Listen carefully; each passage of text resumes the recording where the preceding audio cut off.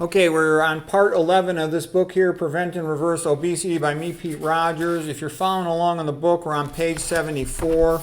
So the illustration here is the concept of a bliss point.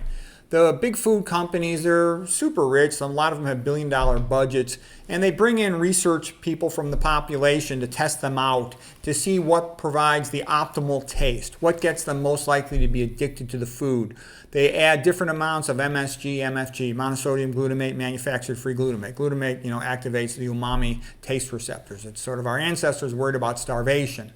So for them to have a good protein source, that made them happy, released reward neurotransmitters because that could increase survival. Modern people, it's impossible to be too low in protein in the modern world with any type of normally chosen diet.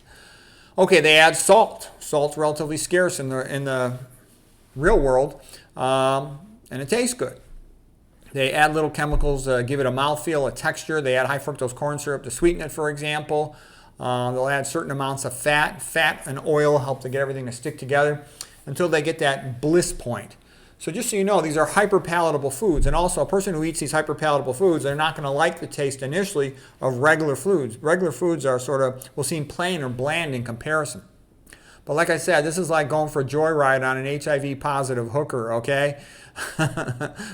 5 minutes of fun paid for with a lifetime of misery, being fat, sick, and stupid, okay? There's lots and lots of harmful chemicals in these foods. They're designed in part to be addictive and to be harmful, to feminize you, to make you fat and sick. Okay, and the food dyes are also neurotoxic in them. Oh, here's Dr. McDougall's quote. "When I criticize medications and surgeries that don't work, I do it so that people will know the truth. People aren't going to eat healthy until they realize it's the only effective way to age well and to minimize the risk of disease." Okay, there's John McDougall. And yeah, I tell you that too. Basically, this is it. Conventional medicine is mostly fake, okay? About 70% or more of the diseases are all this chronic diet and lifestyle-related stuff, mostly diet, and also toxicology. So the smart thing to do is fix the diet, fix the lifestyle, avoid the toxins. That's smart medicine. That's a smart approach to health. We'll talk about one more topic here today, the body weight set point theory. And this is basically the concept. Dr. McDougall's noticed this. I've noticed it. Anybody who opens their eyes and thinks will notice this. Let's say you've worked at the same place for 10 or more years. Just walk around and look at the people you know. Almost all of them are the same size as they were 10 years ago. So people hit a set point for whatever their given diet is. And a lot of times they just drift up in weight as they get older. Very commonly, people start getting fatter when they get done with their school, let's say their college or whatever, and then they get their first job, then they have their first baby, and especially the women tend to get real fat by the time they're in their mid-30s or so.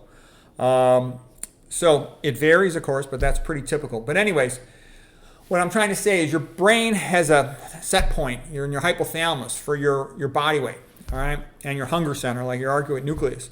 So, and what does that mean? That means whatever diet you're currently eating, if you want to lose weight, almost everybody has to change what they eat. This idea of exercise more and eat less, that does not work. That just leads to failure. Your willpower, hunger drive overcomes it and it won't work. What you need to do is change what you eat.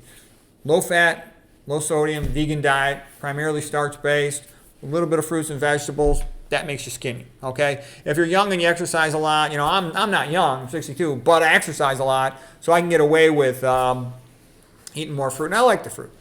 But if you're trying to lose weight, like I said, McDougall said the first thing you do, go 90% starch, 5% fruit, 5% veggies.